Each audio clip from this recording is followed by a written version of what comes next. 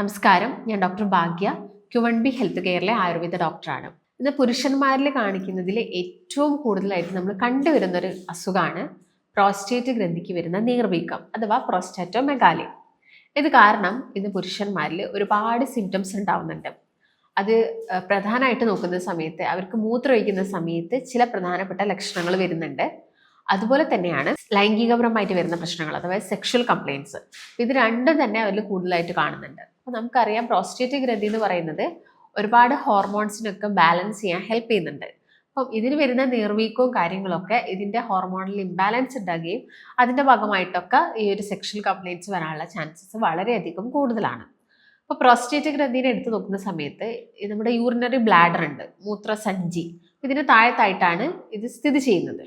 അപ്പം ഇതിൻ്റെ ഒരു ട്യൂബ് കടന്നു പോകുന്നത് ഈ ഒരു പ്രോസ്റ്റേറ്റ് ഗ്രന്ഥിയിലൂടെയാണ്. അപ്പം നമുക്ക് പ്രോസ്റ്റേറ്റ് ഗ്രന്ഥിക്ക് വീക്കം സംഭവിക്കുകയാണെന്ന് കരുതുക. അപ്പം ഈ ഒരു ബ്ലാഡർ ട്യൂബ് കുറച്ച് കംപ്രസ് ആവും. അപ്പോൾ കംപ്രസ് ആകുന്ന സമയത്ത് മൂത്രമൊഴിക്കുന്ന സമയത്ത് കോമൺ ആയിട്ട് പുരുഷന്മാർ പറയുന്ന കുറച്ച് ലക്ഷണങ്ങളാണ്. അവർക്ക് മൂത്രം അങ്ങോട്ട് കംപ്ലീറ്റ് ആയിട്ട് പോകുന്നില്ല. അതായത് ഒരു സെയിം ഫ്ലോയിൽ മൂത്രം പോകുന്നില്ല. കുറച്ച് മൂത്രം പോകുന്നു, പിന്നെ സ്റ്റോപ്പ് ആവുന്നു, പിന്നെ വീണ്ടും കുറച്ച് മൂത്രം പോകുന്നു. ഈ രീതിയിലാണ് ആ ഒരു ഫ്ലോ വരുന്നത്. അതുപോലെ തന്നെ മൂത്രം കംപ്ലീറ്റ് പോയി കഴിഞ്ഞാലും സ്റ്റിൽ ഇനിയും പോവണം എന്നുണ്ട്, ഒരു കംപ്ലീറ്റ് സാറ്റിസ്ഫാക്ഷൻ കിട്ടുന്നില്ല. അതുപോലെ തന്നെ മൂത്രത്തിൻ്റെ അളവിൽ വല്ലാതെ കുറവ് വരുന്നു. മൂത്രമൊഴിക്കുന്ന സമയത്ത് ചില സമയങ്ങളിൽ ബ്ലഡിൻ്റെ ഒരു പോയിന്റും കൂടി ഈ യൂറിനിൽ കാണുന്നു. മൂത്രമൊഴിക്കുന്ന സമയത്ത് അമിതമായിട്ടുള്ള വേദന ഉണ്ടാവുന്നു. ഇങ്ങനെയുള്ള സിംറ്റംസ് കോമൺ ആയിട്ട് അവർ പറയുന്നു. പിന്നെ എപ്പോഴും മൂത്രമൊഴിക്കണം, ഇടയ്ക്കിടയ്ക്ക് മൂത്രമൊഴിക്കാൻ പോകണം, അതുകൊണ്ട് വെള്ളം കുടിക്കാറില്ല.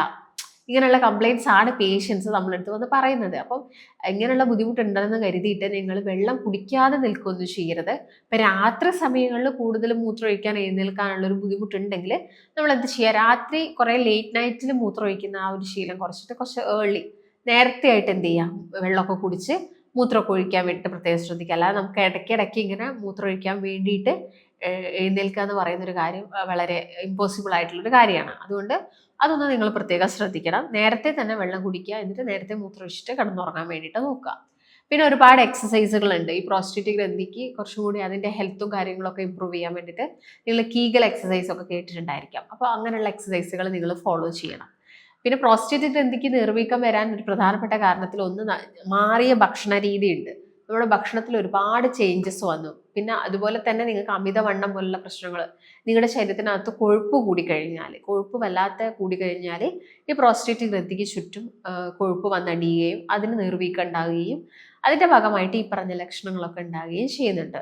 അതുപോലെ തന്നെയാണ് സെക്ഷൽ കംപ്ലയിൻസ് കൂടുതലായിട്ടും ആളുകളിൽ കണ്ടുവരുന്നത്. അപ്പം അവർക്ക് ഒട്ടുമിക്ക ആളുകളും ഇതെന്ത് കാരണം കൊണ്ടാണ് വന്നത് എന്ന് അവർക്ക് മനസ്സിലാവില്ല. അപ്പം നിങ്ങൾ പെട്ടെന്ന് തന്നെ നോട്ട് ചെയ്യാൻ പറ്റുന്ന കാരണങ്ങളാണ്. കാരണം ഒന്ന് മൂത്രമൊഴിക്കുന്ന സമയത്ത് കൂടുതലായിട്ട് ഈ പറഞ്ഞ ബുദ്ധിമുട്ടുകൾ, വേദനകൾ, കാര്യങ്ങളൊക്കെ വരുന്നുണ്ടെങ്കിൽ നിങ്ങൾ എന്താണെങ്കിലും നോട്ട് ചെയ്യണം.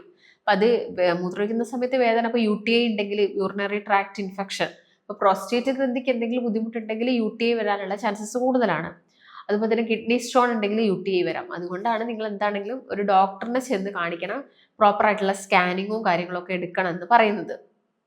അതുപോലെ തന്നെ നിങ്ങൾ ഇപ്പം ഇങ്ങനെ വന്നു കഴിഞ്ഞാൽ എന്തൊക്കെ ടെസ്റ്റുകളാണ് ചെയ്യേണ്ടത്. അപ്പം നിങ്ങളൊരു ഡോക്ടറിൻ്റെ അടുത്ത് പോയി കഴിഞ്ഞാൽ അവർ നിങ്ങൾക്ക് എഴുതി തരും USG അബ്ഡമൻ ആൻഡ് പെൽവിസ്. നമുക്ക് വയറിൻ്റെയും അതിന് താഴോട്ടുള്ള ഭാഗത്തിൻ്റെയും ഒക്കെ സ്കാനിങ് നമുക്ക് എടുക്കാൻ വേണ്ടിയിട്ട് പറ്റും. അതുപോലെ തന്നെ കുറേ കാലമായിട്ടുള്ള പ്രോസ്റ്റേറ്റിൻ്റെ ബുദ്ധിമുട്ടുള്ള വ്യക്തികളൊക്കെ ആണെങ്കിൽ PSA പോലുള്ള ആ ഒരു സ്പെസിഫിക് ആൻറ്റിജൻ ടെസ്റ്റുകളും കാര്യങ്ങളൊക്കെ എന്ത് ചെയ്യണം, പ്രോപ്പറായിട്ട് നിങ്ങൾ ചെയ്യണം. എങ്കിൽ മാത്രമേ നമുക്ക് മറ്റെന്തെങ്കിലും, അതായത് ഇപ്പോൾ നമുക്കറിയാം പ്രോസ്റ്റേറ്റോമെഗാലി എന്ന് പറഞ്ഞത് നമ്മൾ നെഗ്ലക്റ്റ് ചെയ്ത് പോയി അതിന് പ്രോപ്പറായിട്ടുള്ള കാര്യങ്ങളും മെഡിസിൻസോ കാര്യങ്ങളോ ഒന്നും എടുക്കാതിരുന്നു കഴിഞ്ഞാൽ പ്രോസ്റ്റേറ്റ് ക്യാൻസർ വരെ എത്താനുള്ള ചാൻസസ് ഉണ്ട്. അപ്പം അങ്ങനത്തെ സ്റ്റേജിലോട്ടൊന്നും പോവാതിരിക്കുക.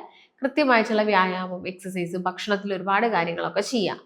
അപ്പം ഞാൻ നേരത്തെ പറഞ്ഞു, നമ്മുടെ മാറിയ ലൈഫ് സ്റ്റൈൽ കൊണ്ട് തന്നെ നമുക്ക് പ്രോസ്റ്റേറ്റിനുള്ള ബുദ്ധിമുട്ടുകളൊക്കെ ഇപ്പോൾ കൂടുതലായിട്ടും കണ്ടുവരുന്നുണ്ട്. മാറിയ ലൈഫ് സ്റ്റൈൽ എന്ന് പറയുമ്പോൾ നമ്മൾ കൂടുതലായിട്ടും സ്വീറ്റ്സ്, ചോക്ലേറ്റ്സ് കഴിക്കുന്നത്, മധുരപാനീയങ്ങൾ കൂടുതലായിട്ട് കുടിക്കുന്നതൊക്കെ ഇന്ന് ആളുകളുടെ ഈ ബുദ്ധിമുട്ട് കാണിക്കുന്നുണ്ട്. അതുപോലെ തന്നെ ഫാസ്റ്റ് ഫുഡ്, ഫ്രൈഡ് ഐറ്റംസ്, എണ്ണക്കടികളൊക്കെ കൂടുതലായിട്ട് കഴിക്കുന്നത്, ഇതൊക്കെ തന്നെ പ്രോസ്റ്റേറ്റ് ഗ്രന്ഥിക്ക് വരുന്ന ബുദ്ധിമുട്ടുകളാണ്. അപ്പം ഇത് കുറച്ചെടുക്കാൻ വേണ്ടിയിട്ട് നിങ്ങൾ എന്ത് ചെയ്യണം, കൃത്യമായിട്ട് ഭക്ഷണ രീതിയിലും കൂടി മാറ്റങ്ങൾ വരുത്തണം. മരുന്നിനെ മാത്രം ഡിപ്പെൻഡ് ചെയ്തിട്ട് നിങ്ങൾ പ്രോസ്റ്റേറ്റ് ഗ്രന്ഥി കംപ്ലീറ്റ് ആയിട്ട് മാറുമെന്ന് കരുതരുത്, അല്ലെങ്കിൽ ഗ്രന്ഥിക്ക് വരുന്ന ആ ബുദ്ധിമുട്ടുകൾ മാറുമെന്ന് കരുതരുത്. നിങ്ങൾ ഭക്ഷണത്തിലും നല്ല ചേഞ്ചസ് വരുത്തണം. കാരണം ഒട്ടുമിക്ക പേഷ്യൻസും അത് കംപ്ലീറ്റ് ആയിട്ട് മാറി എന്നുള്ളൊരു ഒരു സ്റ്റേജിലോട്ട് അവർ വരുന്നത് കുറവായിരിക്കാം ആളുകളിൽ.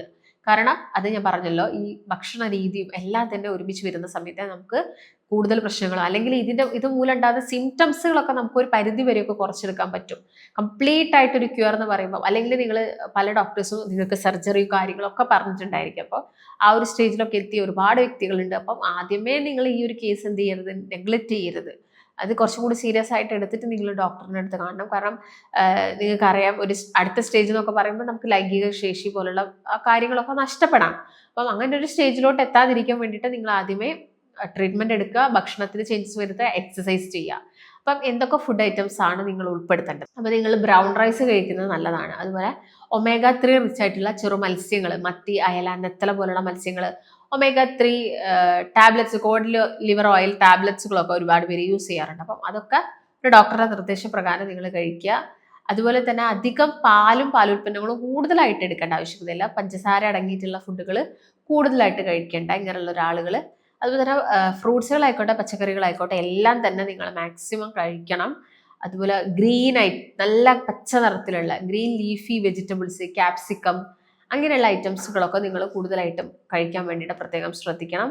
അതുപോലെ തന്നെ നട്ട്സുകൾ, ബദാമൊക്കെ നന്നായിട്ട് കഴിക്കുക. കാഷ്യൂ കൂടുതലായിട്ട് എടുക്കണ്ട, ബദാമൊക്കെ കഴിക്കുക. അതുപോലെ തന്നെ പംകിൻ സീഡ്, മത്തൻ്റെ കുരു, ചിയാ സീഡ്, ഫ്ലാക്സ് സീഡ്സുകൾ, ഇതൊക്കെ ചെറിയൊരളവിൽ ആഴ്ചയിൽ ഒരു 3-4 ദിവസം കഴിക്കാൻ വേണ്ടിയിട്ട് പ്രത്യേകം ശ്രദ്ധിക്കണം. അതുപോലെ തന്നെ കൂടുതലായിട്ട് ഫ്രൈഡ് ആയിട്ടുള്ള ഐറ്റംസുകൾ കഴിക്കാതിരിക്കുക. ഈ ചിക്കൻ പൊരിച്ചത്, ഫിഷ് ഫ്രൈ, അല്ലെങ്കിൽ നമ്മുടെ വീടുകളിൽ തന്നെ പലഹാരങ്ങളാണെങ്കിൽ പൊരിച്ച രൂപത്തിൽ നമ്മളെല്ലാവരും കഴിക്കാറുണ്ട്. അങ്ങനെ പൊരിച്ച രൂപത്തിൽ എടുക്കുന്ന പലഹാരത്തിൻ്റെ അളവൊക്കെ കുറയ്ക്കാൻ വേണ്ടിയിട്ട് പ്രത്യേകം ശ്രദ്ധിക്കണം. ഇല്ലെങ്കിൽ അത് കൂടുതലായി കഴിഞ്ഞാലും ഈ ഒരു പ്രശ്നം അങ്ങനെ മാറാതെ നിൽക്കും. അതുപോലെ തന്നെ എള്ള് കഴിക്കുന്നതും കരിഞ്ജീരകം ഒക്കെ കഴിക്കുന്നത് നമുക്ക് ടോട്ടലി ഒരു വെൽബീയിങ്ങിനും എല്ലാത്തിനും നല്ലതാണ്. അപ്പം ഇതൊക്കെ നിങ്ങളുടെ ഭക്ഷണത്തിൽ ഉൾപ്പെടുത്തുക. തേങ്ങ കൂടുതലായിട്ട് കഴിക്കുക. ക്യാരറ്റ് കഴിക്കുന്നത് നല്ലതാണ്. ബീട്രൂട്ട്, ക്യാരറ്റ് ഇതൊക്കെ തന്നെ നന്നായിട്ട് നിങ്ങൾ കഴിക്കാൻ വേണ്ടിയിട്ട് നോക്കണം. വെള്ളം നന്നായിട്ട് കുടിക്കുക. അത് പകൽ സമയത്ത് കുടിക്കുക. രാത്രി കൂടുതലായിട്ടും വെള്ളം കുടിക്കുന്നത് കുറച്ചിട്ട് ഒരു 7 മണി 8 മണിക്ക് മുൻപായിട്ട് വെള്ളമൊക്കെ കുടിച്ച് തീർക്കുക. പിന്നെ വെജീസൊക്കെ ആണെങ്കിലും നമുക്ക് എല്ലാത്തരം വെജീസും നിങ്ങൾക്ക് ഉൾപ്പെടുത്താം. കാരണം നമുക്ക് ഇവിടെ ഷുഗറോ കൊളസ്ട്രോളോ ഇതൊന്നും ഇല്ലാത്ത വ്യക്തികളാണെങ്കിൽ നിങ്ങൾക്ക് ഏത് തരം വെജീസും അല്ലെങ്കിൽ ഫ്രൂട്ട്സുകളും ഒക്കെ തന്നെ കഴിക്കാം. അപ്പം ഇതൊക്കെ ആയിരിക്കണം നിങ്ങളുടെ മെയിൻ മീൽസിന് ഉൾപ്പെടുത്തേണ്ട ഒരു പ്രധാനപ്പെട്ട ഐറ്റം എന്ന് പറയുന്നത്. അപ്പോൾ ഇതൊക്കെ നിങ്ങൾ കഴിക്കണം.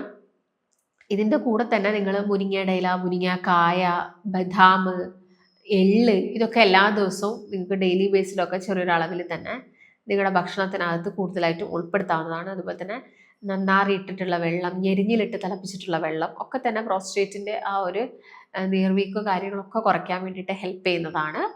അപ്പോൾ ഇക്കാര്യങ്ങളൊക്കെ നിങ്ങളുടെ ഭക്ഷണത്തിൽ ഉൾപ്പെടുത്തണം. മഞ്ഞൾ, പെപ്പർ, കുരുമുളക് പൊടി ഇതൊക്കെ കറികളിലൊക്കെ ആഡ് ചെയ്ത് കഴിക്കുക. അപ്പം ഇതിൻ്റെ കൂടെ തന്നെ നിങ്ങൾ കൃത്യമായിട്ടുള്ള ഒരു വ്യായാമം കൂടി ചെയ്യുകയാണെങ്കിൽ നമുക്ക് ഈ പ്രശ്നങ്ങളൊക്കെ ഇങ്ങനെ ഒരു പരിധി വരെയൊക്കെ നമുക്ക് ഇങ്ങനെ പിടിച്ചു നിർത്താം. ഇല്ലാത്ത പക്ഷം ഇതിങ്ങനെ അടുത്ത സ്റ്റേജിലോട്ടൊക്കെ പോകാനുള്ള ചാൻസസ് കൂടുതലാണ്. അപ്പം അങ്ങനെയുള്ളൊരു സ്റ്റേജ് ഒന്നും ഉണ്ടാവാതെ നോക്കുക. കൃത്യമായിട്ട് ഡയറ്റ് എടുക്കുക, കൃത്യമായിട്ട് കൺസൾട്ടേഷൻ ഡോക്ടറിൻ്റെ എടുക്കുക. അപ്പോൾ നിങ്ങൾക്ക് കൺസൾട്ടേഷൻ അത്യാവശ്യമായിട്ടുണ്ട് എങ്കിൽ താഴെ കാണുന്ന നമ്പറിൽ കോൺടാക്ട് ചെയ്യാം. മറ്റൊരു നല്ല ഹെൽത്ത് ടോപ്പിക്കുമായിട്ട് വീണ്ടും കാണാം. നന്ദി.